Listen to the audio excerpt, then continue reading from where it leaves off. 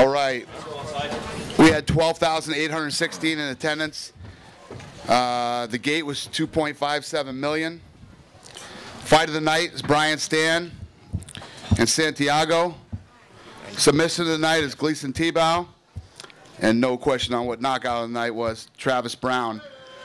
And all those guys won $70,000. Frank Mir will not be here. He went to the hospital, fractured jaw and rib. That's funny, you sick bastards? Oh, okay. Stefan Struve, Santiago, McDonald, a lot of guys. Oliveira all went to the hospital. Brian Stan did not. He's got a broken right thumb, and he's here. Who's first? Question for Matt. Matt, were you surprised that Rampage was able to defend your takedowns? Yeah, I was really surprised. I was really bad. My takedown was not really great. It's better. But I tried to keep up with Rampage. He's pretty sweaty. You know, like that, but it was a good fight. Were you hurt out there at all? I didn't feel it. I'll probably feel it tomorrow. Matt, could you walk us through your mental state during that fight? Obviously, it was a frustrating fight for you, but you seemed to look visibly kind of defeated in the second, third round, to be honest. It would. Oh, I'm sorry. Yeah, I wasn't, really happy with my performance. It seems like I need to go back into training and reveal my mistake. So I'll try to come back and come back. I know this was a fight that you really wanted and that you asked for. What does it feel like now that you came up short, obviously? Well, I give out 100%, but I did all I could, But Rampage is pretty good fighting, So it's pretty good, experience when I faced Rampage.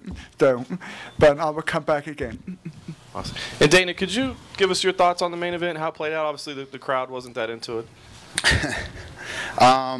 Yeah, obviously, Rampage came out. He looked good in the beginning. He gassed out halfway through the fight, and I say it all the time. Guys got to stay consistent, got to stay busy. After the fight, Rampage said he thinks he has a fractured hand. That sucks. That's not good news. But it's what I've been hearing lately. Tons of guys getting injured. Hopefully it's not, and we can keep him busy. He's one of the best in the world, and when he's on, he's on. And tonight, like I said, he looked good early, and Sorry. And you mentioned that he was one of the names under consideration for John Jones, and you said that you've got to make that decision pretty quick. Is that the type of performance that you can get a title shot off of, or? Well, listen, I don't think anybody can deny, no matter what his performance was tonight, he's one of the top 2, 3 in the world. He is, period. And inconsistency, and I believe in guys staying consistent and fighting, 3 times a year. Your timing is on. You're in shape. All the tools and the skills are there when you stay busy. So hopefully his hand isn't fractured, and we can keep him busy. He says it is. So. Would it be with Jones if he's okay? Or? Yeah, if he's okay, yeah. I'm okay. I'm okay. Oh, he is okay. I keep going. So we'll see what happens. We got to get him looked at by a doctor, and then we'll figure it out, and we'll go from there. Who's next? Hi. So this is for the Mir Nelson fight. I just want to ask, you guys are both locals, and I'm from Vegas 7 Magazine. I just want to know which one of you deserved the title tonight, and why? I would say Frank won just because he actually out-wrestled me. I brought Dan Hardy in for my wrestling this week, so as we can see, English wrestling is not as good as American wrestling. This is for Rampage right over here. First of all, congratulations on the win. You just want to talk about your performance. Were you happy with it? Can you hear me?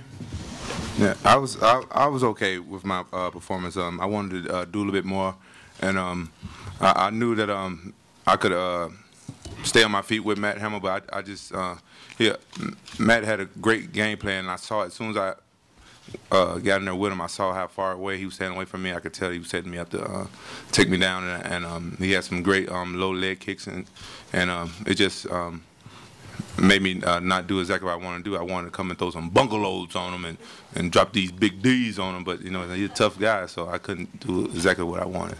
So I'm a little bit disappointed, but I lived though. You dominated the fight, but how important is the finish to you? I mean, you mentioned it at the weigh-in yesterday, and you haven't had one for a couple years. I mean, is that something that you're thinking about a lot lately, or are you real happy to just to get the win? Well, no, I wanted to knock out. You guys know how I am. You guys know I like knocking people out and stuff like that. Matt never been knocked out before, so I found it out like a couple days ago. I didn't know that, and I kind of took it as a personal challenge. So I was trying to knock him out, but I ended up, you know what I'm saying, hurting my hand a little bit more. Not even the fracture one, you know what I'm saying? That guy got a hard head. I don't think nobody ever going to knock him out, you know what I'm saying? Good luck to him. He's tough. I think Matt got a long future in this sport because I'm telling you, I was trying to knock his head off. Can you talk about the injury real quick, the hand? Well, you know what? I didn't want to tell nobody about it, you know what I'm saying? I was trying to put my injuries out, you know what I'm saying, out of my mind stuff. Honestly, I hurt my hand in Japan back in December, Christmas, drunken around fighting with my friend in the hallway, and then doing so. I thought it was a heal up. And I didn't know about this fight. I thought it was a heal up, and I did like a crazy jab on one of my sparring partners, and I hurt it again. And I went to the doctor, and he said it was fractured, and I told him, kiss my ass, I'm still fighting. So here you go, and it bothered me a little bit, but you know, Don House taped my hand up really good, and it was just more scary than anything, because you know you punch it with something broken, like a little fracture, it hurts a little bit. You just don't want to, you know, hurt it worse. So, but I take nothing away from Matt, fractured hand or not. I still probably want to knock them out tonight. And my last question, you know, earlier in your career, you were known as this guy who came forward always, was always coming forward, and now you're known more as a counterpuncher. I mean, is that something stylistically that you wanted to change about yourself? And do you feel like that has changed about you in your career? Hell no, I don't like the way I'm fighting now. Everybody trying to take me down. You know, it's one of the things. You got to be smart. I can't go out there and just keep fighting the same way and just rushing guys, and that's the best way to take me down. And the first time I sparred in this training camp, I brought in some great wrestlers, and I did that. I was rushing forward on them, and they was taking me down. I said, oh, yeah, what the hell I'm doing? I got to sit back and counterpunch and defend and takedown, you know. So that's when you fighting people that just want to take you down, you just got to fight a different way. And I threw some leg kicks just to shut some people up. But you know it was only 10 seconds left in the first round when I threw that leg kick. So y'all shut the hell up. I know Muay Thai. All right, Dana, this is for you. I want to comment on Rick's story. He's kind of been flying under the radar. I feel like a lot of people haven't been as aware of him. Obviously, tonight was a huge win. So where does he go? How soon can he keep his momentum going? And for you, Rick, if you could ask for somebody else, since you called out Thiago, who would you ask for next? I actually thought it was a great fight. You know, I know there's some boos at the end of the fight or whatever. I don't know what those people were watching. Rick's story fought a great fight, and you know, I haven't talked to him yet since the fight, but he got crushed with that knee in the third round, and the fight changed there. Thiago had a chance to jump in there and take that fight over, in my opinion, and he didn't. And Rick kept his head together, kept his composure together like a pro, and stayed in there. And you know, he showed some big stuff tonight against a tough guy who's been in big fights. So no, I thought it was a great fight, and I definitely think he won the fight. No reason to boo. And who would you like to call out next, though? Well, me and my coach, Pat White, we were discussing this, and we think that the next opponent that would best suit us would be John Fitch, just because, you know, he's the next guy in line. And, yeah, that was a good knee. my teeth actually went through my mouthpiece on that one, but, yeah. Did it hurt? No, I didn't feel it. Good. Dana, over the last few cards, there have been a lot of rearranging the card because of injuries and things like that. How stressful has it been for you? Because I know injuries are a part of the game and a part of any sport, but it just seems like there's been a rash of injuries all at the same time. Right. Yeah, it's, you know, it's unfortunate, and it definitely bums us out when it happens, but it's nothing to get stressed over. It's part of professional sports. Guys are going to get hurt. And like I said, we stack the cards so deep, and this has been one of those cases where both the guys get injured. Normally we'd try to replace one of the fighters and keep at least half the fight. So it happens. Listen, this isn't the first time, and it won't be the last time. This question is for Brian. Back here. Earlier in the week, you said this was a huge opportunity for you, more so than if you had fought Vanderlei Silva. You beat George Santiago in devastating fashion. What do you feel is next for you, and how are you feeling after this victory? Well, you know, I'm not really sure what's next for me, to be honest. I think all the top middleweights are matched up at this point. So I think for me, really, first step is just get back in the gym, get back to training, and continue to improve. You know, when you just finish a fight, it's actually one of my favorite times to train because there's no expectations put on you. You can literally just get better at everything. So I'm really pleased with the win. I'm sure people are going to say that George was overrated or something now because he lost, when I'll tell you right now, being the guy that was standing across from him tonight, he's not. His ranking is very just, and he deserves it. And it was just an honor to have the opportunity to fight him, and I'm thankful to the UFC that they gave me the first shot at him. And a follow-up on that for Dana, what do you see next for Brian, and your thoughts on his performance? What he said's correct. You know, when Santiago was over in Japan, everybody was talking about how he'd come over here and wipe out the 85-pound division. You know, this guy was a legit guy. He's on his way to becoming a superstar. You know, Chuck came up to me tonight after his fight, and said, you know, when he used to fight in Lemoore and the WEC, you know, I never thought he'd get to this level. He says, this guy's getting really good. You know, not only, you know, skills are his skills getting better. Everything that comes out of this guy's mouth is a home run. He's on his way to becoming a superstar. Can I go? Okay. Hi. My questions were actually similar to you, Stan, and that is just, you know, Santiago seemed to slip and fall very early on in the fight, and he seemed to slip a few times. Were you surprised by his performance? Can you tell us what it was like being in the cage with him tonight? No, I wasn't surprised by his performance. I think, you know, he did what he had to do. He couldn't just lay back in this fight and, you know, have me just chase him around and try and hope for a takedown or a judo throw. I think he came over here knowing that the expectations in the UFC are to put on exciting fights, and he wanted to do that. So he came after me a little bit. I think a lot of his slips were due to leg kicks. He fell twice because I kicked his inside leg out from under him. And, you know, I wasn't surprised by her performance. I think it went as we both expected us to do, and that was a good, exciting fight. You know, there were lots of chants of USA, USA. How did that make you feel? Did you hear those chants? You know, I did hear those chants, and obviously it's a career moment for anybody, you know, that could be there in that kind of environment. There was a lot of veterans in the crowd tonight, to include parts of SEAL Team 6, which I don't think any of you guys really know about, but they're actually here tonight. Across the world, in bars and people's houses across America, where people were chanting, and that was credit to be bestowed upon the men and women who serve our country. It was a great way to kick off Memorial Day weekend, for sure. My next question is for you, Rampage, and that's just, you know, we're hearing that you are likely to get the title shot against Jones. Have you been following Rashad and Jones' feud? No, not at all. I figured if anybody knows Rashad, they're going to have a feud, so I've just been doing my own thing. Do you expect to have any words, any kind of Twitter feuds or anything with Jones, or how do you feel about him? Well, I don't really know Jones, so you know, I don't got nothing against him as of yet. Just that, you know what I'm saying, he has my belt, because I feel like I still feel like I didn't lose that belt. You know, I'm still salty about that. So I feel like you. She's nice. So that's the only thing I got to do with him. But it's not his fault that he got my belt. It's my fault.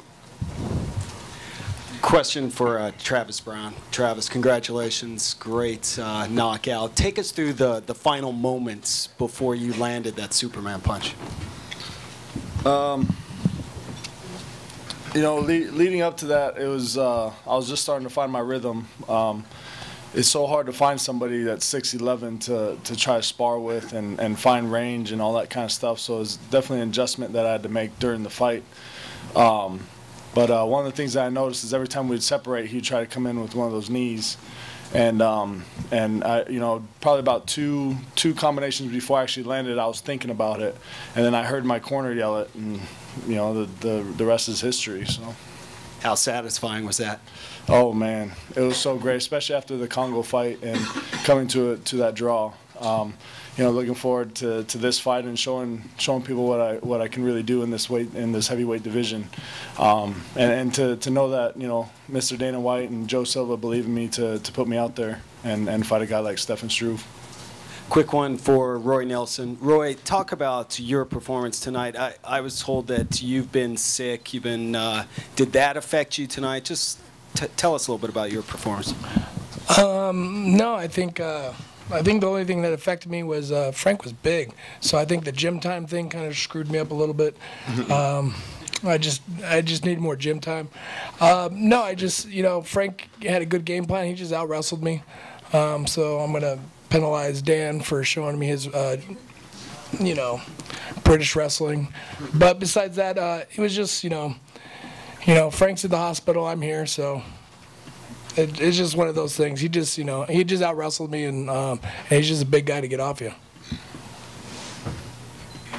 Yeah, my question is for Rampage. You outboxed him and you overpowered him. What do you think that you needed for a KO? Who's talking to me? Right there to the left. You overpowered him and you outboxed him. What do you think you needed for a KO, or did you just guess out? Or I think I needed a hammer for a KO. You mean he could take a punch? That guy can take a punch. I hit him with everything but the toilet. Quentin, you had mentioned earlier this past week that you would maybe only have a couple of years left in fighting. Is that correct? Well, I said I don't want to fight past 35. But there's a lot of things I don't want to do that I do. All right. Well, is it more important to you to get the belt or big money fights that maybe guys who don't have the belt, maybe marquee fights, super fights, if you will? Dana, should I be honest? Because I ain't gonna lie. Sometimes when I answer questions, then I get a phone call from Dana. Then me and him don't talk again for a couple of weeks. You can be honest. I can be honest? Yeah. Man, I'm all about that money, homie. You know what I'm saying? Come on, man. Honestly, I want to be the highest paid fighter in the world. That's why I come in and try to excite everybody all the time, make it laugh, go and try to slam folks, try to knock folks out. That's why I've been trying to give Dana little hints and stuff like, look at me, I'm very marketable. Pay me. That's all. For Rampage over here. Where you at? Right here on your. I can hear you. Left. On your left. Ariel Hawani. Oh shit, this guy. The hell you want? Well, congratulations on the win, first and foremost. That means a lot coming from you. Thank you. Earlier this week, you were talking about your entrance music and how you weren't going to use the Pride song, so I was curious to hear what you chose. And I might be looking into it a little too much, but the lyrics were one more road to cross and one more risk to take, and I was wondering if there was any significance to that. Haven't you guys noticed anything about my entrance songs for my fights? It's always got something to do with my fights. You guys haven't noticed that yet? Y'all don't see that I'm a genius, that I don't, y'all haven't noticed that yet about my fights? It's more to Rampage than Rampage. Y'all got to really look in and see what's going on and stuff. Go back and watch my old fights and listen to the walkout songs, and then you'll see like, oh, it is like Machida. We both came from Pride, and I told her where I want to get back to like my Pride status. I try to do the slam that I did in Pride. You know what I'm saying? It's this and Matt Hamill was like, I ain't fighting for the belt. Dana promised me the belt long time ago. After I knocked out Vanderlei ugly ass. He ain't here, is he? You know what I'm saying? And so there's one more road to cross, and I crossed this road barely, but I got across. I barely crossed it, but I got across. So you know what I'm saying? That's why that song. So if I fight my next fight, who knows what I'm coming out to? It might be something about breaking bones or something. Who knows? If I fight, Bones Jones, that's his name, right? John Boney Jones. What's the severity of your hand injury? What'd you say? How injured is your hand? Man, you got to use lamest terms when you talking to me, homie. Come on, man. Don't be trying to show your education up here, man. Come on, dog. Don't do me like that. The hand. What about it? What you want to know? Your hand. What about it? How hurt is it? It's not hurt enough to whoop your ass right now. No, I'm gonna go see the doctor. I'm gonna go see the doctor maybe Tuesday, cause but I see this little finger right here is swollen. Honestly, it is. I know it's bad, but this finger right here is swollen. So I gotta check that out. I don't know what was that, but Don House did an excellent job of wrapping my hand. I don't know if you guys understand it, but fighters, saying the UFC, I ain't kissing Dana's ass because fuck Dana. I ain't gonna lie. But they do take care of their fighters. They got guys in the back that wrap your hands and stuff like that. Cause I got good coaching and stuff like that, but everybody don't know how to wrap hands like professional people. You know what I'm saying? These guys in the back take good care of you. And I told him like, man, my hand messed up. Wrap it good. And he did a great job. A lot of organizations don't do that for you, and that's one thing where you have to respect the UFC because they take care of you even if you get hurt in training and stuff. And you know what I'm saying? And these guys already trying to send me to the doctor and stuff. You know, I ain't gonna lie to you. Other organizations are like, all right, bye, homie. Just one more, sorry, for Demetrius Johnson, not for Rampage. Considering you just beat a former champion, and you know, obviously Faber and Cruz are fighting, do you consider yourself the #1 contender after Faber? That's up to the UFC, you know. My job is just to come here and fight and go back to the gym and get better. So it's up to Dana White and Joe Silva and Sean Shelby. This one's for Travis. Do you have you said you wanted to kind of show what you can do. Do you have an idea of a guy you'd like to face next? And also to Dana, kind of similar question. You know, where do you think Travis is? What do you think you might want to do next with him? You want me to answer that first, or Mr. Dana White? You know, I think Dana White and Joe Silva, they're in the position that they're in because they put together great fights. That's not my job. That's their job. I'm there to beat anybody that they put in front of me. So, you know, it's just at this point in my career, I'm just blessed to be a part of the UFC and to get the chance to fight and put on a show for you guys like I did tonight. You know, I'm constantly looking to move up. You know, Mr. Joe Silva, Dana White, they've done such a good job with me for my past 3 fights that I just leave it in their hands to you know, continue doing their job. Yeah. What opponents for Travis? Yeah, I don't know. We'll see. Obviously, I have a lot of respect for Stefan Struve. Great record. Guys had some great fights in the UFC, big comebacks, and it was a big win for him tonight. Big win. Definitely puts him in the mix. For Demetrius, please. Obviously, it was a very closely contested fight throughout. Can you tell us how you felt at the end of 15 minutes? I mean, were you confident that your hand was going to be raised, or was there a little bit of doubt there? You know, after the first round, I kicked Miguel, and he checked, and I felt like I broke my leg, you know, when I stepped back. And so, you know, after, I knew he won the first round, but it was kind of controversial. You know, me and him were going back and forth. You know, we both had heel hooks on each other, just back and forth scrambles. And then the second round, you know, I think I controlled it a little better on the wrestling.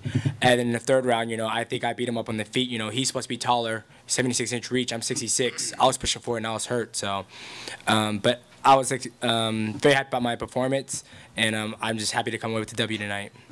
And there's a little bit of controversy on the internet right now. A lot of people are saying, hey, I think Miguel maybe won that. You know, Demetrius did great keeping top position, but, you know, he was rallying off submission after submission after submission. What do you point to when you say, hey, you know, I do think I won that fight? What is it that you point to? Oh, I mean, you're looking at the feet, you know, I don't think he hit me once on the feet, not once. And on the ground, you know, I control the top and the wrestling, so there's 2 parts of the aspect of the game right there.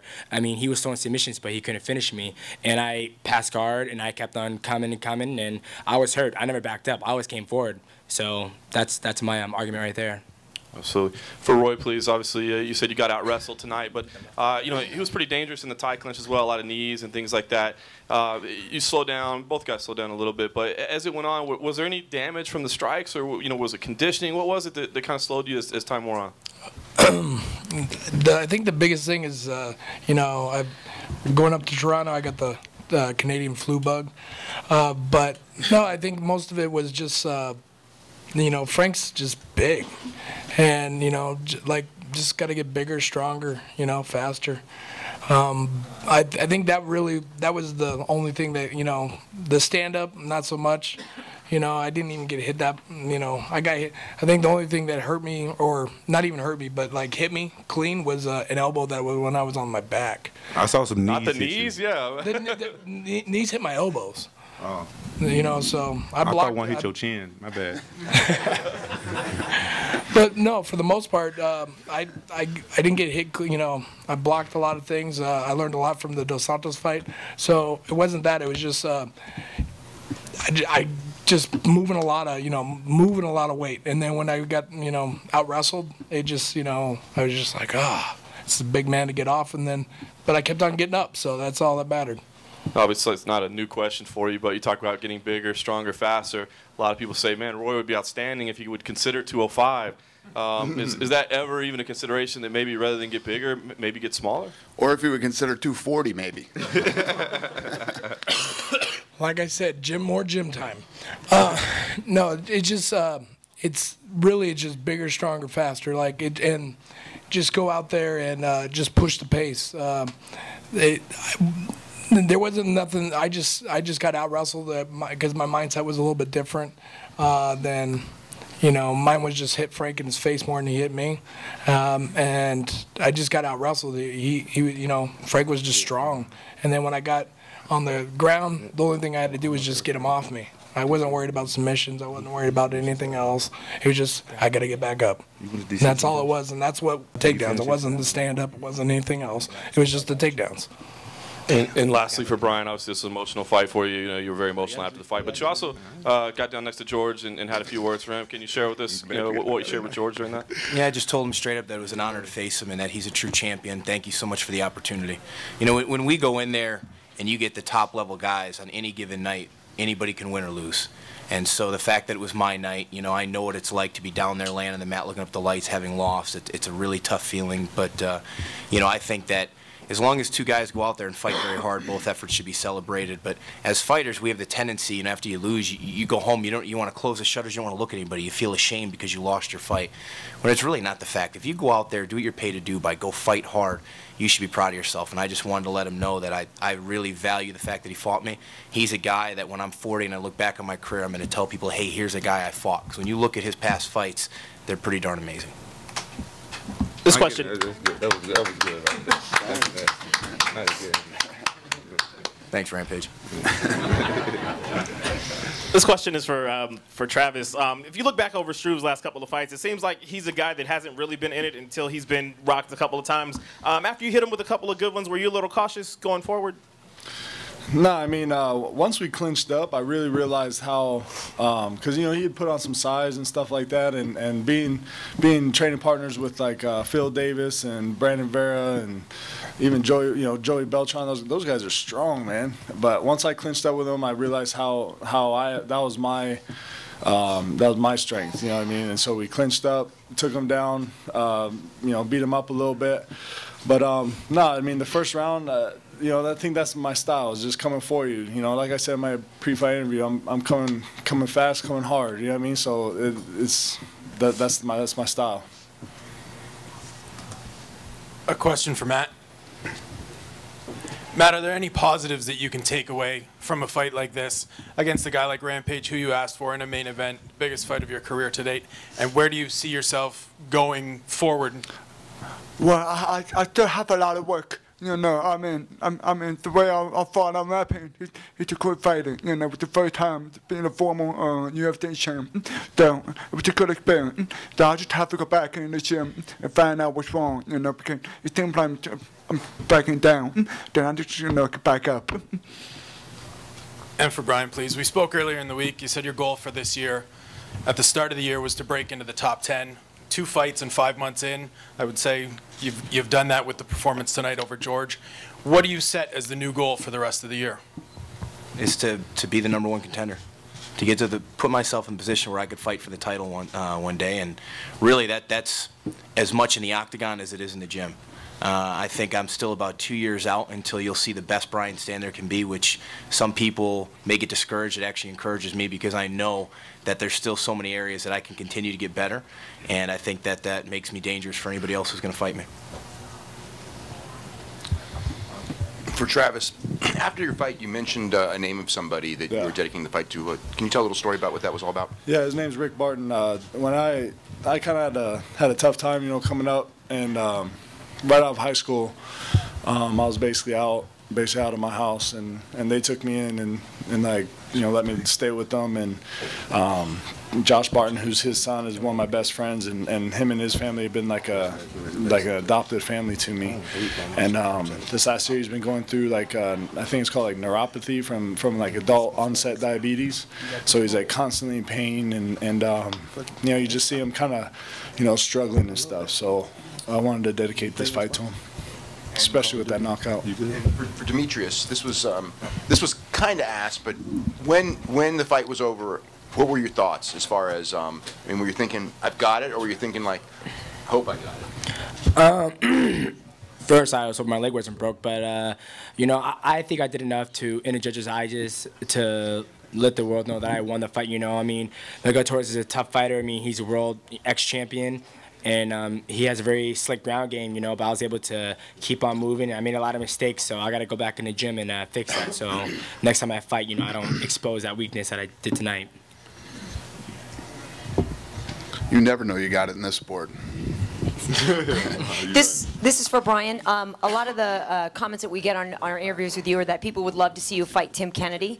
I know, you know, for the whole military thing, and Dana, I know that you know do the fight for the troops and stuff. We haven't really gotten crossover fights yet with Strikeforce, but Brian, does that even interest you? And is that something, Dana, that you could even see possibly happening? Absolutely not. Does it interest me?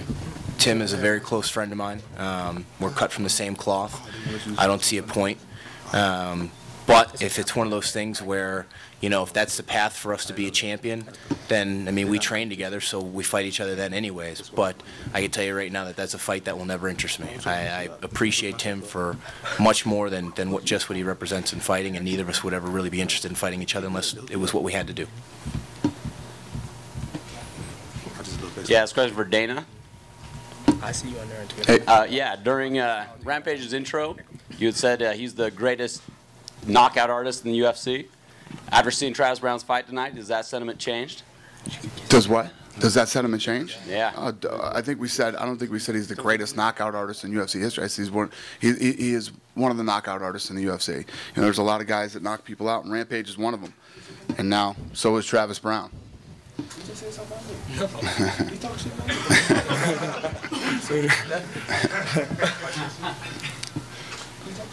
He's ragging on me for calling you a knockout artist.